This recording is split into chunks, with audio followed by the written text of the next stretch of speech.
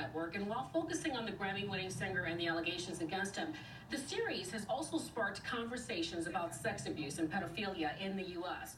The rape, abuse, and incest national network has seen a 27% surge in calls since the series premiere. We're here to break the silence on sexual abuse and discuss what the R. Kelly documentary can teach us about predatory behaviors. Dr. Colleen Hawthorne, and thank you so much for being with us and part of this ongoing conversation. I think right now a lot of people are hearing so much about abuse. What exactly is abuse, sexual abuse? Is there one definitive definition for it? Well, thank you for having me, Maureen. I'm so happy to be here to help spread awareness and education.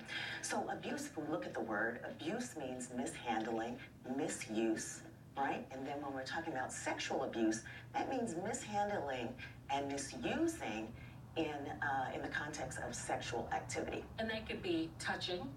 Because some people say, well, I just touched a person. That's not abuse, but I mean, break it down for us. What does it entail, or what can it entail? Sexual assault can include sexual harassment, child abuse, incest, rape, and sexual assault is illegal. It's a crime. This is a very serious matter. Now, you always think about someone, an abuser, and sometimes, the image goes to some dark place, almost like the boogeyman. But abusers can be anyone. Absolutely, absolutely. And really, this is such a pervasive and systemic problem. That's the first thing we really got to realize. 40 to 80% of juvenile sex offenders have been abused. 40 to 80%. 40 to 80%. Wow. And certainly that bears out in my work, and doing this over the years as a mental health physician. Absolutely. Is there an underlying cause to this abuse? I mean, is it something that sparked in your childhood? Is trauma of some sort? What causes this? Most people, or large numbers, I just said, have been abused, right? And the thing is, we have not been addressing it adequately. And so when you have unaddressed, unresolved trauma of any sort, and certainly emotional trauma, you're going to have there are going to be consequences of that.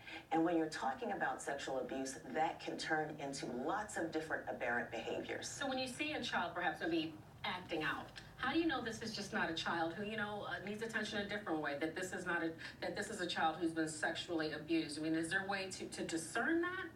Sometimes it can be very difficult, and that's how it's missed oftentimes. But if you have any suspicions, it's best, or even any inkling, get that child evaluated. It's not worth missing something. Let me be real here. Okay, get that child evaluated. To someone who may not have the means, it sounds like that's an expensive prospect. I don't have health insurance. Where in the world would I take this child to be evaluated?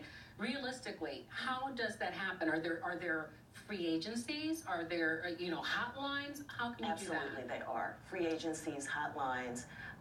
We're going to mention some at the end of the show. Also, you can start with your primary care physician. Doctors know this is something that's to be taken seriously. And even if you're starting with your primary care doc, or call a hotline, a nurse that just open up the dialogue. Get the dialogue started. There's always been a disconnect for me in wondering, how does someone who's abused then go on to be an abuser? I would think that if you experience something so traumatic, you would say, never in my life would I want to inflict this on someone else. And yet we see that cycle over and over again. What is that about? Absolutely. And most people that were abused said, I would never do this again. You see, it's deeper than that. It has to do with what's happening in the brain and in the mind.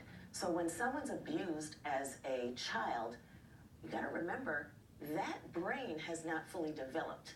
If it's before adolescent, that limbic system, that's the fancy term for kind of this area of our brain that controls emotions, is not fully developed. Even the frontal lobes that deal with judgment and logic. So when you have these things happen, and kind of circumvent the developmental stage, then you're going to have problems. But there's help out there. I think let's leave people with hope. There is help out there. It's not hopeless. Because it happened to you doesn't mean that this has to be perpetuated through you or through someone else in your family. No. There's help out there. Where can we go for that? Yes. There are hotlines where we can go for that. Again, just call your primary care physician. We've got the National Sexual Assault Hotline, okay? And really, this is an opportunity. As tragic as these things are, we haven't seen it yet.